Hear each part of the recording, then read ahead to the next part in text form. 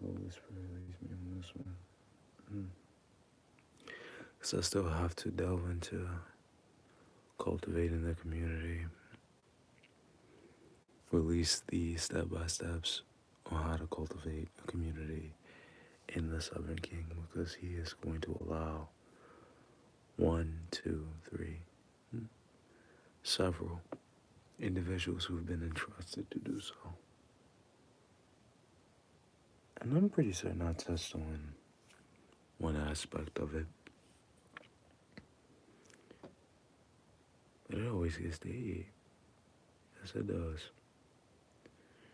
When you know what they've been through, I may just skim over this in the past, just so I can get into the root causes.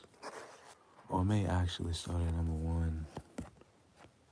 There would be no point at the same time. Let's see what the root causes I can confront.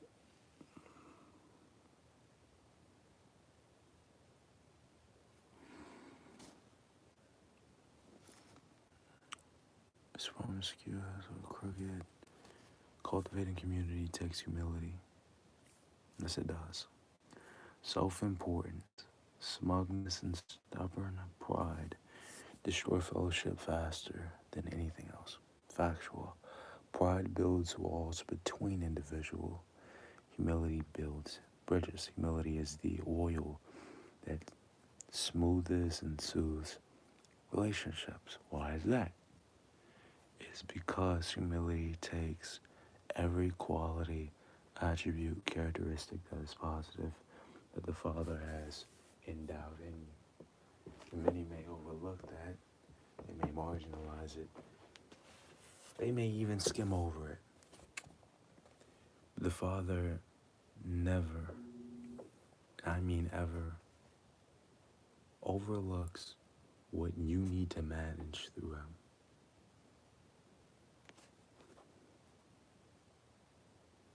And that's due to His laws, His decrees, and His statutes. But I always yearn to highlight, and I have this written in my notes, that those who do not live just or righteously usually do not have the Spirit of the truth. That's just common sense. And there's so many other factors that enlist those who do not have or who are not governed or stewarded or who are not consecrated and pruned by the Spirit of the truth. Does that make any sense? I pray and intercede it does. Because we are in a time and age where deception, manipulation, trickery, seduction is at an all-time high, which are the pillars for what the enemy does in his primary objective, which is steal, kill, and destroy on all fronts. Whether you've pursued any career in 2026, doesn't really matter. But it does at the same time, because I'd be very cautious, vigilant and watchful and discerning in any environment that you are in, because it will all determine whether or not, one, where your heart is placed, two, your attitude, your temperament, and how you respond plays a humongous impact on you, as well as the individual that you're dialoguing with, or conversing with, or interacting, or engaging. But you must also read the temperature, meaning the spirit, the entity, the force, the authority. If you want to delve even further, if that is based off of those four embodied nuances, let's go down the rope a little bit, since it's a family tree. And this world is built based off of a law system. And if you want to take it into the historical, chronological timeline, you also can embed that system has a kingdom in it, if you will. That kingdom is ran by the king and the queen, the bishops, the knights, the jesters. The pawns don't really conduct as much, unfortunately. Which I'm not surprised. But let me get back into it.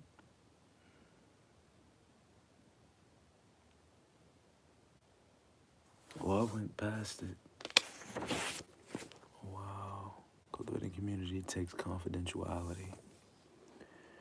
Only in the safe environment of warm acceptance and trusted confidentiality will individuals open up and share their deepest hurts, needs, and mistakes, and their wrongdoings.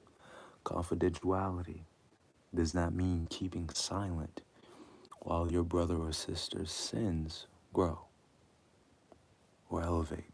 And I can agree on that in totality. It means that what is ahead and shared in their group needs to stay within the group. That means no gossiping, no slandering. Do not ever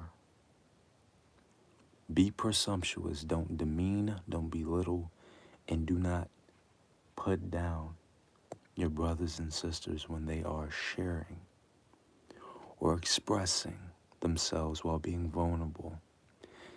Doesn't mean you do have to sugarcoat or beat around a bush or skim over what the Father needs you to confront.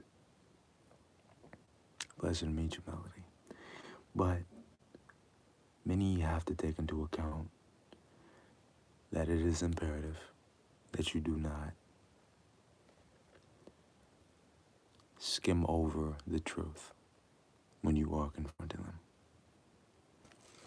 But let me proceed.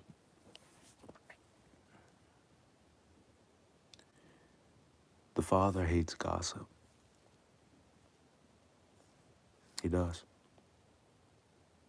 It's intertwined with malice and other forms of self-hyphenated sin, such as self-conceitedness, self-importance, self-will, you being blindsided, you being blocked, you renouncing who He is in totality. But the Father hates it. He despises it. Oh, yes, He is, all the time. Especially when it's thinly disguised as prayer request. One more time. The Father hates gossip when it's thinly disguised as a prayer request. Because the Father does state gossip is spread by wicked individuals, and they stir up trouble and break up friendships. One more time. The word does state gossip is spread by wicked individuals that stir up trouble and break up friendships. Gossip always causes hurt and divisions, and it destroys fellowship. And the Father is very clear that we are to confront those who cause division amongst the relationship that they have with Him. Isn't that accurate? And there's a lot of key words here. We have division and hurt. That's intertwined with the principality of brokenheartedness, anger, resentment, vengeance, retaliation. And when you have a hardened heart, you have a distorted conscience. You have a perception that is now defiled. Why is that? It's because of environmental trauma. Now you're dealing with mentalism. You're dealing with intergenerational loops. And you're also dealing with a dysregulation not just in your conscience, but in your perception. Oh, yes, in your emotional aspect, your physiological aspect, your spiritual aspect, and your physical aspect, and relational as well. Gang cuss melody.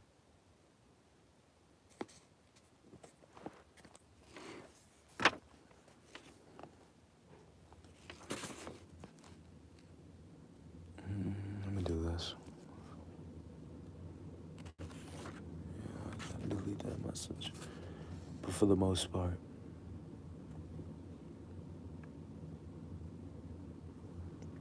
many will get mad and leave their group or church if you confront them about their divisive actions.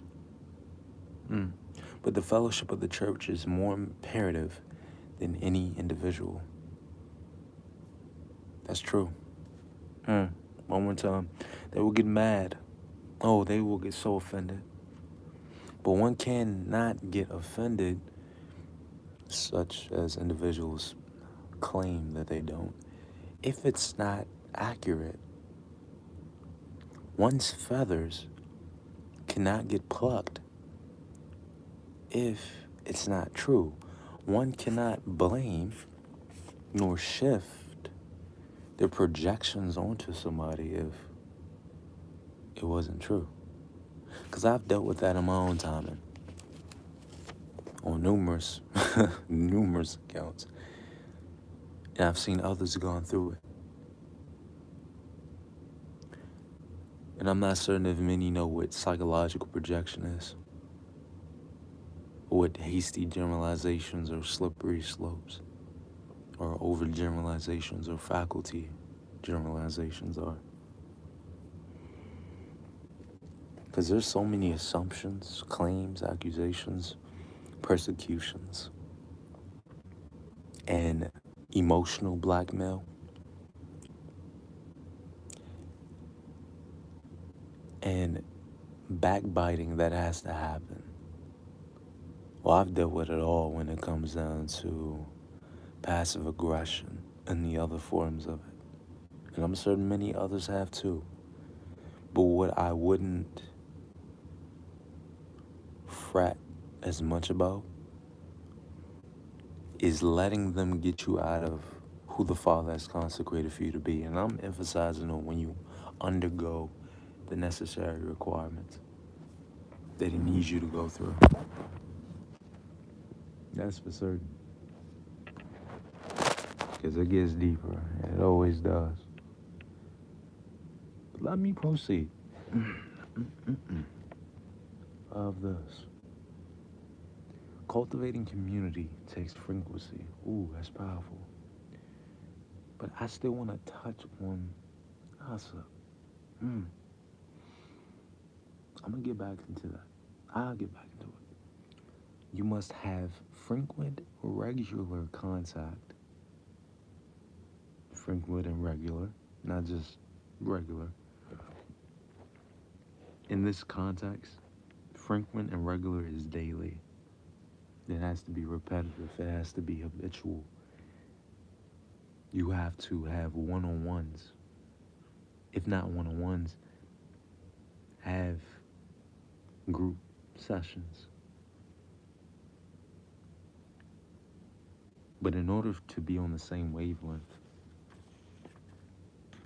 if not the same wavelength, it can be a vibrational frequency, or chord, or note, or instrumental, so to speak, because that's no different than frequencies and vibrations and mathematical codes that have been generated and encrypted as sigils, or glyphs, or shapes, or any kind of expressive actions that can be behavioral as well. It can be attitude based. It can be temperament based too. It can be vocal based. See, the Father, He's so potent that He expresses Himself in a anthropomorphic communication level with us doesn't negate, nor does it reduce what he can do. It's just written as he can, but in actuality, he's limitless. We're limited to some degree. And it's because there's this main entry called balance that many actually many don't actually comprehend it. But in order for one to have that balance, the father has to be the pinnacle. He has to be the prism of one's relationship that is intimate. It has to be personal. It has to be sacred. It has to be tangible. Where you, with your own eyes, and you don't have to see him in order to be convinced that he exists. I don't have a clue why that's been an argument. Because if that's the case, you cannot put off the rest of your four senses. Because you have to taste him. Oh, you have to smell him. That's funny. But he also, in Greek and Hebrew, describes himself as the wind, the breath, and the spirit. Now, in science terms, physics terms, quantum mechanic terms, chemistry terms, these are fields of study that which cannot be explained, by the way. It's just human logic. It's so funny to me.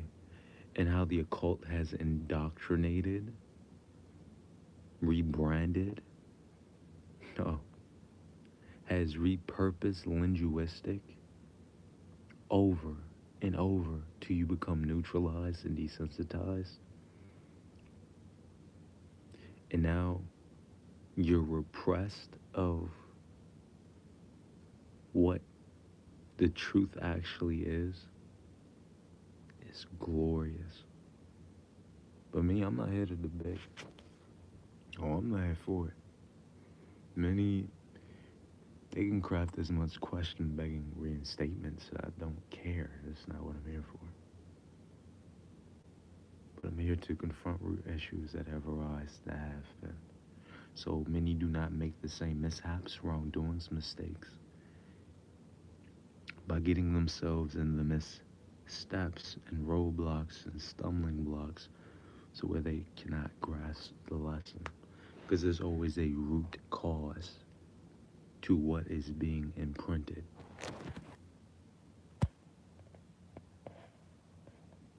And since there's been a root cause to what's been imprinted, there's an issue. Oh, what is that issue? Oh, I know what it is. That many do not yearn to come to the Father.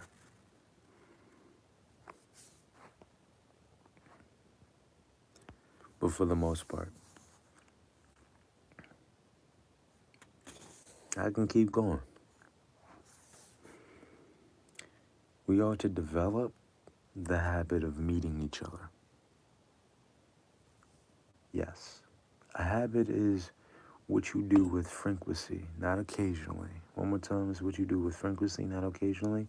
You have to spend time with people a lot of the time. Oh yes, to build deep relationships. And what does that often involve? You have to be very interested, curious, keen, and inquisitive. You must have a desire, earnestness, and willingness to put others' interests before your own.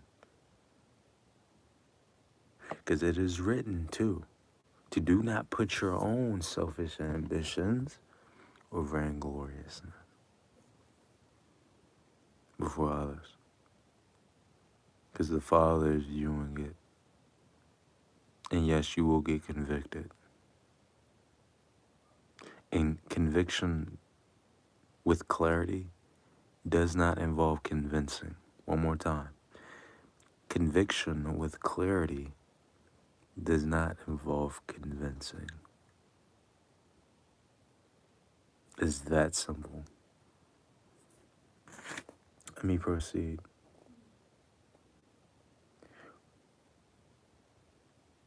This is why fellowship is so shallow in many churches. We don't spend enough time together. And the time we spend is usually listening to one person speak. Community is built not on convenience. We'll get together when we feel like it, but on the conviction that I need it for spiritual health. Yes, amen. If you want to cultivate real fellowship, it will mean meeting together even if you don't feel like it because you don't believe it's important. One more time. Oh, one more time. Hold on. It will mean meeting each other even if you don't feel like it because you believe it's for your spiritual health and it's imperative for you. And the Father. Because the Father, He yearns for you to cultivate a community. Oh, my bad. A relationship with whom you're dialoguing with, whom you're engaging with, who you are conversing with. Not in a sense, and I've touched on this in previous shorts actually, where if your intent, aim, angle, trajectory, whatever it's pivoted at, outside of Him will often be in what's transactional, what's platonic, and what's conditional. If it's based off of those three factors, which it typically is, because you're empty. When you're empty, you chase, you have to explore, you have to search, you have to go after, you have to go on this adventure, this conquest for empty desires that will always be in conflict with how the Father has crafted you to be. This is true. I've seen it. Now you're on some kind of leash. That leash is a chain, a rod, an throw, a wire.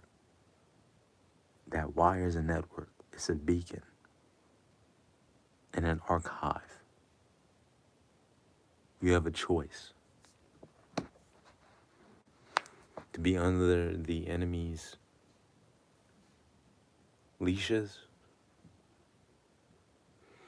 in the lack of a better term, and be under that altar, or I wouldn't. Does that or not? Okay.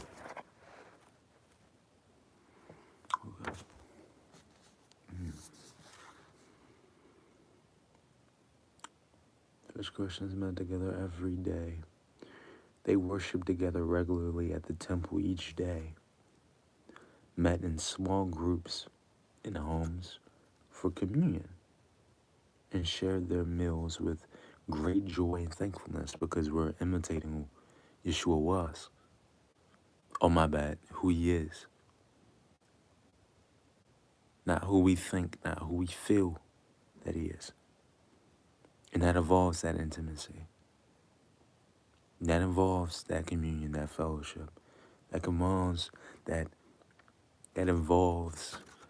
that integrated discipleship and worship and exaltation. But in the lack of a better term, the more one is close in Him, the more clarity, the more clear it gets. If you have a member of a small group or class, I urge you to make a group covenant that includes the 9 characteristics of biblical fellowship. We will share our true feelings, authenticity, encourage each other's mutuality, you support each other's sympathy, forgive each other totally, mercy, speak the truth in love, transparency, oh I love it, admit our weaknesses, humility, respect our differences, courtesy, not gossip, confidentiality, and make a group a priority, frequency. That is what I love to call the antonym, the synonym What represents the Father? You see the correlation? See the dualism there? Yeah, when you decide to get into the Father. I mess with that. When you look at the list of characteristics, it is obvious why genuine fellowship is so rare. It means giving up our self-centeredness and independence in order to become interdependent. But the benefits of sharing life together far outweigh the cost. It prepares us for heaven. Amen. Amen. When you look at the list of characteristics, it's obvious why genuine fellowship is so rare. It means giving up the self-centeredness and independence in order for you to become interdependent. But the benefits of sharing life together far outweigh the cost. Amen to that. Yeah, that's very true. Because many have the privilege. It's like the least of my focus in actuality. Like so much imitation going on. Want you to be like this, want you to be like that, etc., etc. That does not matter in this lifetime. You literally have to put yourself in a particular scenario where you have to chase for the all that you've wanted, that long desire. I don't even want to call it a desire because it's brimming with